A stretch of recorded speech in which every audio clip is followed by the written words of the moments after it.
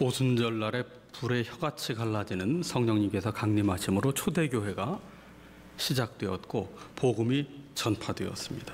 오늘은 교회력상 성령 강림절인데요.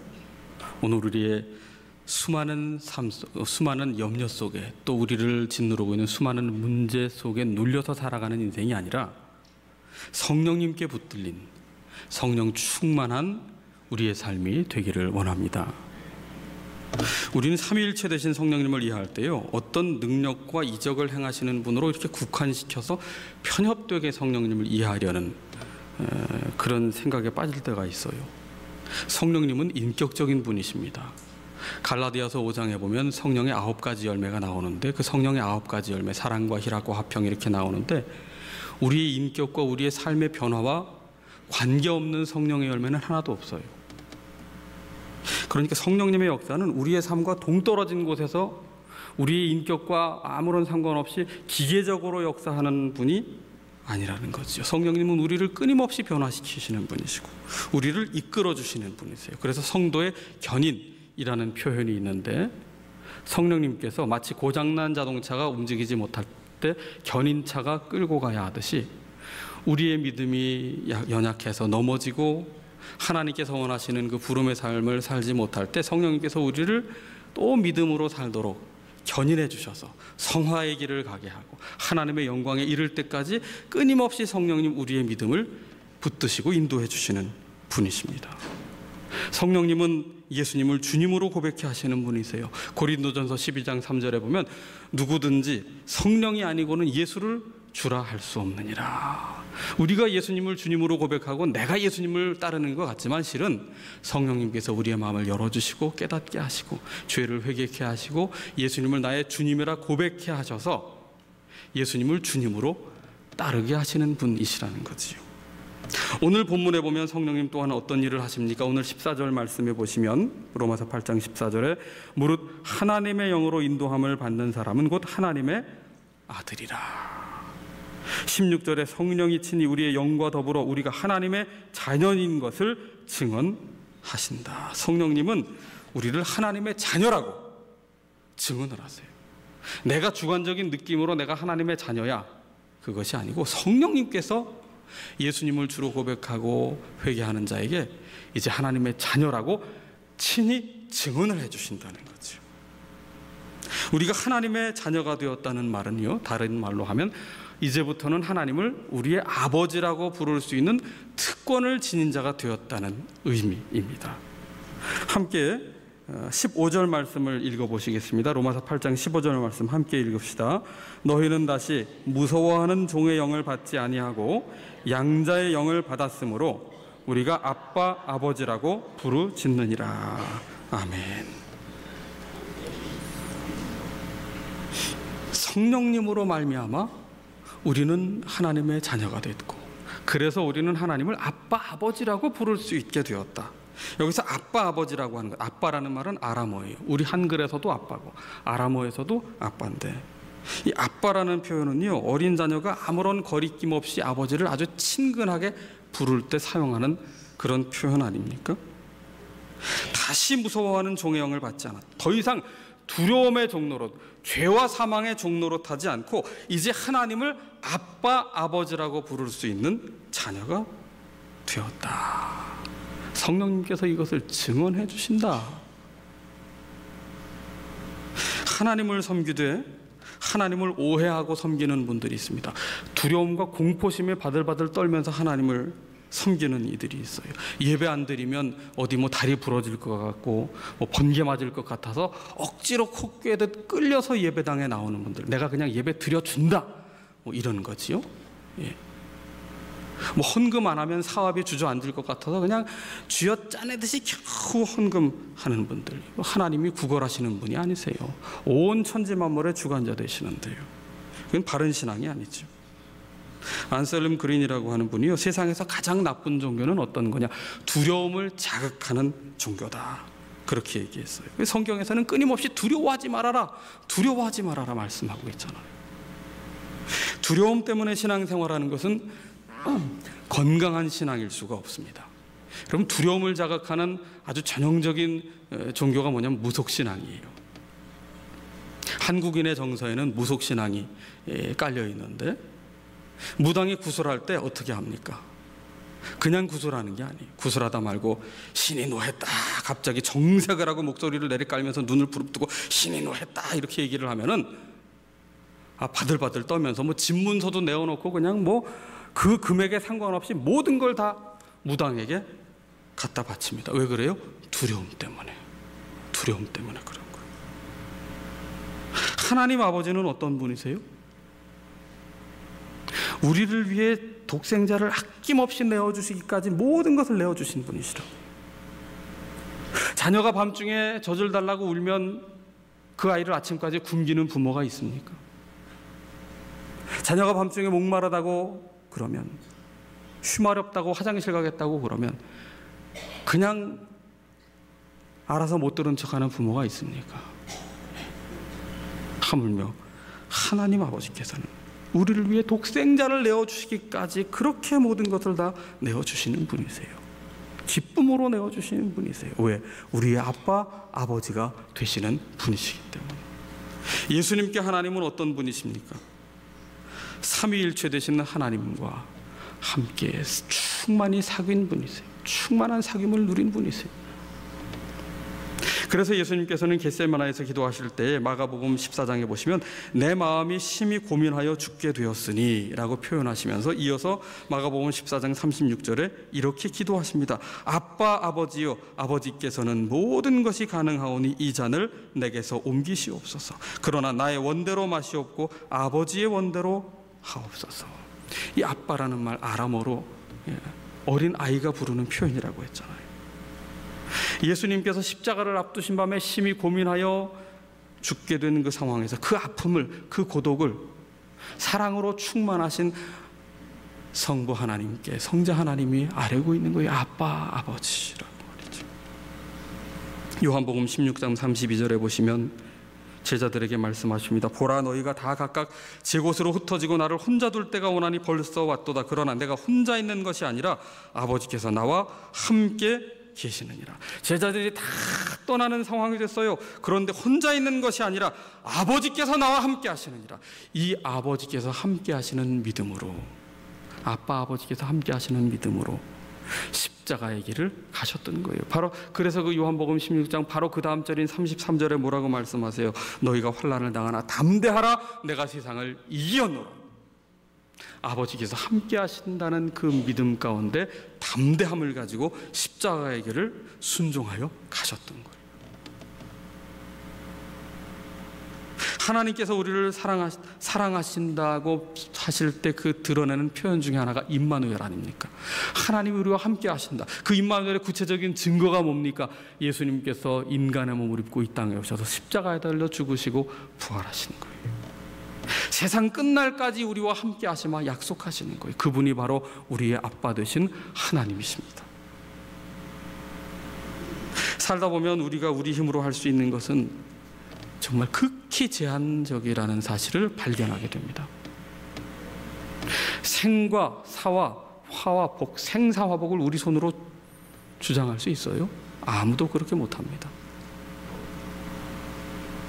때때로 수술하시는 분들을 신방을 해요. 아무리 사랑하는 가족들도 환자가 수술실에 들어갈 때는 어디까지만 갑니까? 대기실까지밖에 못 가요. 겨우 할 수 있는 거라고는 대기실, 수술실 바로 앞에 대기실에서 대기 중, 수술 중, 회복실 이것만 쳐다보고 기도하는 거 외에는 아무것도 할 수 없다고요. 그 사랑하는 어느 누구도 수술실에 들어가서 함께 손을 잡아 줄 수가 없어요. 왜? 수술실 앞에 뭐라고 써 있어요? 관계자 외 출입 금지. 이게 기가 막힌 표현이라고요. 그 수술 받는 환자와 가장 가까운 관계가 있는 사람들은 누구예요? 가족인데 그 어떤 누구 가족도, 그 어느 누구의 가족도 거기에 들어갈 수가 없어요. 수술실이 얼마나 춥습니까? 들어가 본 분들은 아시죠? 수술실은 정말 추워요. 에어컨을 그냥 시원하게 틀어놨습니다. 감염이 되면 안 되니까 하여튼 서늘합니다. 그 피해 묻으면 안 되니까 수술 침대는 차갑습니다. 게다가 그 수술실의 그 조명 불빛은 얼마나 눈이 부시게 비추는지. 그런데 아무도 사랑하는 사람은 주변에 없고 누구만 있어요? 머리에 두건 쓰고 얼굴 다 가리고 눈만 내놓은 사람들이 있단 말이에요. 이분들이 누군지 모르는데 둘러싸서 자 이제 수술 시작합니다. 마취하겠습니다. 그러면 웬만한 사람도 바들바들 떨거나 눈물이 찔끔 나오는 거예요. 기가 막힌 상황입니다. 그런데 아무도 함께할 수 없는 그 자리에도 누가 함께하세요? 아빠 아버지이신 하나님께서 그 순간 그 자리에도 함께 하시는 거예요. 지난 4월에 명동예술극장에서 실존주의 작가인 프란츠 카프카의 성이라는 연극이 공연이 되었습니다. 이 실존주의 작가로서 프란츠 카프카가 마지막에 남긴, 그리고 미완의 작품이 불태워 없애려고 했는데 그 남아서 미완의 유고 작품으로 알려지게 됐죠. 카프카의 작품은 워낙 난해하기로 유명한 작품인데 그 실존주의 작가의 특징 그대로 현대사회의 부조리를 고발하는 그런 내용들 아닙니까? 거기에 측량 기사인 K라는 주인공이 나오는데 그 높은 성, 그 유럽에 보면 산꼭대기 성이 있잖아요. 그 성을 찾아 낯선 마을에 왔는데 그 마을에 누구도 그를 환영해 주지 않고 이방인이 되었죠. 그리고 그 성으로 가는 길을 찾지 못하고 계속 헤매돌고 있습니다. 어디에도 소속되지 않고 성을 가려고 해도 갈 수 없는 이 외로움 속에 불안한 그 존재를 그리고 있는데, 이 카프카의 어린 시절부터의 삶을 알고 있는 비평가들은 그것이 단지 현대사회의 부조리를 고발하는 것만이 아니라 그 카프카의 내면에 있는 아버지를 향한 그리움이라고 그렇게 해석을 하고 있습니다. 카프카는 어린 시절에 아버지와의 불화를 경험했거든요. 그래서 카프카가 평생토록 원했던 것은 아버지에게 인정을 받는 삶이었어요. 그가 회고하지 않습니까? 그 어린 시절, 그 유치원 나이 됐던 무렵인가요? 아버지에게 호되게 꾸지람을 당하고는 베란다 바깥으로 내보냄을 당해서 안에서부터 문을 걸어 잠깁니다. 그때 이 아이가 받은 정신적인 충격이 일평생을 가는 거예요. 이 카프카의 작품 속에 그것이 녹아져 있어요. 어디에도 안정감을 찾지 못하고 누구에게도 인정을 받지 못하고 사랑을 받지 못했다는, 사랑하는 나의 아버지가 나를 그렇게 매몰차게 내몰 수 있었다는 사실에 나는 충격을 받았다, 그렇게 말하죠. 그래서 이 카프카가 일평생 아무리 노력을 해도 좁혀지지 않았던 그 아버지와의 거리감, 그것이 이제 카프카의 삶을 지배하고 그것으로 인해서 카프카는 고통을 당하고 소외를 당하고 있고 그것이 그의 작품 세계에 녹아들어 있음을 우리가 보게 되지요. 폴 투로니에라고 하는 정신과 의사가 있었습니다. 20세기의 가장 훌륭한 그리스도인 중에 한 사람이라고 꼽을 수 있는데 그분이 정신과 의사이자 인격치료라는 분야를 연 분이에요. 그저 의료적인 상식으로만, 치료법으로만 치료하는 것이 아니라 하나님께서 우리를 대하신 것처럼 인격적인 방식으로 치료하는 것이 환자의 치료에 유효하다는 그런 인격 치료를 이야기한 분인데, 이 폴 트로니에는 태어난 지 2달 만에 아버지를 잃습니다. 아버지에 대한 기억은 전무하고요. 어머니를 6살 될 무렵에 여입니다. 고아가 된 거죠. 어린 시절부터 그는 아무에게도 쓸모없는 버려진 존재라는 자의식을 갖게 됩니다. 그래서 자신에게 몰입하면서 외로움과 수줍음에 빠져들었고 또래 아이들과 전혀 어울리지 못하는 사회 부적응자가 되고 말지요. 그에게 유일한 낙은 나무 타는 거였습니다. 나무를 타면서 그 나무 위에서 고립된 세계에서 자기만의 작은 세계를 만들었어요. 사람들과의 교제가 두려웠기 때문에 유일한 대화의 대상은 큰아버지 댁에서 기르는 사냥개가 유일하게 마음을 나눌 수 있는 대상이었습니다. 그랬던 그가 외로움으로 고립되고 상처받은 자로 자처했던 그 폴 투르니에가 하나님을 경험하면서 그는 그 외로움이라는 섬에서부터 빠져나오게 되고 더 이상 상처 입은 피해의식에서, 분노에서 빠져나와 상처 입은 자들을 하나님의 사랑으로 만나고 보듬어주고 치료하는 훌륭한 정신과 의사요 그리스도인으로서 우리에게 영향을 끼치며 살아간 분인데, 그 폴 투르니에가 자신의 그 외로움을 극복하도록 하나님을 만나도록 도와주었던 3부류의 사람을 이야기합니다. 첫 번째는 그를 받아준, 입양해준 가정이었고, 두 번째는 10대 시절에 그를 가르침의 대상이 아닌 인격체로 존중해 주었던 선생님, 10대 시절에. 세 번째는 그를 인간으로 여기고 그의 이야기를 기꺼이 들어주었던 최고의 격려자가 되었던 아내, 이 세 사람이 자신의 그 외로움과 상처의 문제를 뚫고 나와 하나님을 만나서 그의 삶의 의미를 발견하게 했던 그런 만남이었다고 회고하고 있습니다. 폴 투르니에는요, 이런 얘기를 하고 있어요. 인생에서 성공을 거두는 것과 인생을 성공적으로 사는 것은 다르다, 이렇게 진단을 합니다. 인생에서 성공을 거두는 것, 다 우리가 꿈꾸는 것 아닙니까? 행복하기 위해 성공해야 된다. 그래서 우리에게 주어진 재능과 여건 속에서 우리의 모든 경험을 동원해서, 모든 시도를 통해서 성공을 바라며 살지만, 성공의 특징이 그렇잖아요. 수많은 실패자 중에 한 사람이 성공하는 거잖아요. 다 성공할 수 없는 게 우리 인생 아닙니까? 그렇기 때문에 우리는 성공이라는 가치에서 우리의 인생의 의미를 거기에 두어서는 안 되는 것인데, 폴 투르니에는 그 성공을 거두는 인생과는 전혀 다른 인생을 성공적으로 사는 것이 있다고 말하고 있어요. 인생을 성공적으로 사는 것은 뭐냐? 성공적으로 인생을 살아가는 것은 다름 아닌 아빠 되신 하나님을 만나는 거예요. 아빠 되신 하나님을 고백하는 거예요. 더 이상 죄와 사망의 종로로 타지 않고, 정욕의 노예로 살지 않고, 내가 주인된 삶을 살지 않고, 기꺼이 독생자를 내어주시기까지 우리를 사랑하신 그 아빠, 아버지 하나님을 모시고 하나님을 의지하며 살아가는 인생이야말로 진정 의미 있는 인생이며, 우리의 인생의 설계자이신 하나님 안에서 진정 성공한 인생을 사는 것이 아니겠느냐. 아버지의 뜻 가운데 순종하며 살아가는 인생이 가장 복된 인생임을 그는 고백하고 있습니다. 성령님은 오늘 우리를 하나님의 자녀로 증언해주고 계십니다. 그리고 성령님을 통해서 오늘 우리는 하나님을 공포의 대상으로가 아닌 아빠, 아버지로 부를 수 있게 되었습니다. 더 이상 죄와 사망이 우리를 행복의 나라로 이끌어주는 그럴듯한 대상이라는 그 유혹에 빠진 인생이 아니라, 하나님께서 원하시는 길을 순종하여 가는 길이 우리의 인생에 가장 복되고 기쁨에 이르는 길이라는 것을 고백하며 아빠 되시는 하나님을 섬기는 인생으로 성령님 우리를 초청해주고 계세요. 그런데 세상에는 여전히 하나님 아버지를 경험하지 못하고, 아빠 되신 하나님을 만나지 못하고, 그 하나님을 고백하지 못한 채 살아가는 수많은 영적 고아들이 있습니다. 이들이 하나님을 아버지라 부를 수 있도록 오늘도 우리가 전도의 사명을 감당해야 하는 것이죠.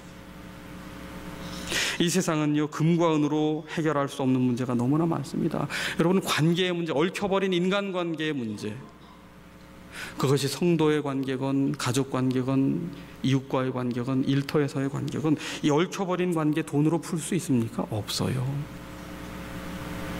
성공했고 나름 안정된 자리에 있지만 결혼 생활이 괴로워서 날마다 탄식하며 살아가는 분들이 계시잖아요. 누구도 모르는 고통. 최첨단 현대의학으로도 고칠 수 없는 질병 때문에 고통을 당하는 이들이 얼마나 병상에 많이 계십니까? 성실하게 살았고 이루어 놓은 것도 많고, 부부간에 금슬도 좋고 아이들도 잘 됐는데 그 중에 딱 한 명의 자녀 때문에 괴로워하고 눈물 흘리는 가정이 있지 않습니까?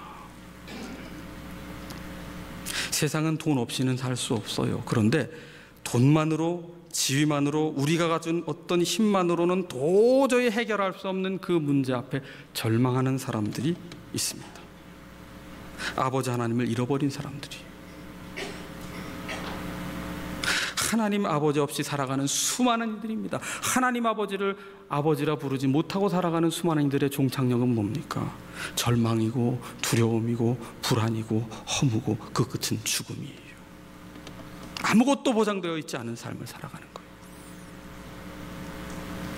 우리가 매일 성경으로 신명기 말씀을 묵상하고 있는데요, 신명기 7장에 보시면 우리 하나님은 어떤 하나님이냐, 한 가지 이유를 말합니다. 사랑의 하나님이시다. 우리를 사랑하심으로 우리를 성민, 거룩한 백성 삼아주셨고, 우리를 사랑하심으로 우리를 선택하여 주셨다. 여러분, 하나님의 사랑의 특징이 있어요. 일방적인 사랑이라는 거예요. 그건 무례한 사랑을 말하는 것이 아닙니다. 우리는 일방적으로 죄를 따라가는 사람들이 하나님을 등진 채, 그런데 하나님은 일방적으로 죄를 따라가며 사망에 이르는 우리를 그냥 두고 보실 수 없어서 우리를 사랑하시기로 작정하신 분이시고, 독생자를 내어주시기까지 우리를 사랑하시며 포기하지 않으신 분이십니다. 우리가 자라면서 태어나면서부터 부모를 선택하고 태어난 분 있어요? 나를 이렇게 양육할 부모를 선택하고 태어난 분 있어요? 없어요. 부모님께로부터 사랑을 받아 전적으로 사랑을 입어서 생명을 지닌 몸으로 살게 됐다고요. 하나님께서 우리를 사랑하신 것 마찬가지입니다. 일방적인 은혜로 우리를 사랑해 주셨어요. 우리가 의로워서도 아니고 우리가 착해서도 아니에요. 우리가 공로가 있어서 우리를 사랑해 주신 게 아니에요. 오직 사랑하시기. 그래서 신약 요한복음 3장에 가면 3장 16절에 왜 우리에게 독생자를 보내주셨습니까? 하나님께서 세상을 이처럼 사랑하사, 너무나도 사랑하셔서 멸망하지 않고, 죄로 멸망하지 않고, 사망 권세의 종로로 타지 않고 영원한 생명을 얻게 하시려고 사랑하시는 하나님께서 우리에게 독생자를 내어주셨다. 여러분, 그 사랑의 하나님은 누가복음 15장에 나오는 둘째 아들을 기다리는 아버지의 모습으로 표현됩니다. 둘째 아들은 아버지의 집을 박차고 나갈 때 뒤돌아보지 않고 나갔어요. 콧노래를 부르며 나갔어요. 아버지를 욕되게 하고 가문을 욕되게 했지만 그것이 전혀 마음의 아픔으로 거리낌으로 다가오지 않았어요. 내가 주인 노릇하며 만끽하며 살았습니다. 그러다가 마침내 모든 것 다 탕진한 후에 돼지가 먹는 쥐엄 열매도 겨우 얻어먹지 못하는 돼지만도 못한 이 신세가 되어 바닥을 쳤을 때 그의 뇌리에 지나간 것 한 가지가 아버지의 집이 있었는데 그 집에 가면 먹을 것이라도 먹고 살겠구나 하여 아버지의 집을 향하고 있는데 이미 아버지는 그 아들이 나간 날부터 지금까지 기다리고 계셨기에 그 아들이 멀찍이 오는 것을 보며 부끄러움을 개의치 않고 뛰어나와 그 아들을 마주합니다. 입을 맞춥니다. 그리고 무엇을 하느냐? 손가락에 가락지를 끼워주고 옷을 입혀주고 살진 소를 잡아라, 풍악을 울려라, 잔치를 벌려라. 죽었던 아들이 살아왔다. 가락지를 끼워주고 옷을 입혔다는 이야기는 뭐냐면요, 상속자다. 너는 변함없는 상속자다. 너는 나를 떠났지만 나는 너를 포기하지 않았고, 너는 나를 욕되게 했지만 나는 너를 버리지 않았다. 성령님께서 우리를 하나님의 자녀요, 하나님을 아빠 아버지라 부를 수 있게 하셨고 우리가 상속자 됨을 증언한다고 하였는데, 아버지 하나님은 오늘 우리를 그렇게 상속자로 여기시며 언제나 기다리며 맞아주시는 분이십니다. 우리가 순종하며 살아야 될 이유는 바로 여기 있어요. 은혜를 입은 자이기에, 오늘도 아빠 아버지 되신 하나님이 나를 사랑하시고 복된 길을 예비해 주셨기에 우리는 우리를 살리는 순종의 길을, 말씀을 따라 가야 하는 것이지요. 아바 아버지라는 찬양을 우리가 불렀잖아요. 예향 찬양단과 함께. 아바 아버지, 아바 아버지, 나를 안으시고 바라보시는 아바 아버지, 아바 아버지, 아바 아버지, 나를 도우시고 힘주시는 아버지, 주는 내 마음을 고치시고 볼 수 없는 상처 만지시네. 나를 아시고 나를 이해하시네. 내 영혼 새롭게 세우시네. 우리를 도우시고 우리의 마음을 고치시고 누구도 알지 못하는 볼 수 없는 상처를 친히 만져주시고 나를 아시고 이해하시고 내 영혼을 새롭게 하시는 그 아바 아버지의 품에 안기는 우리 모두가 되기를 원합니다. 기도합시다.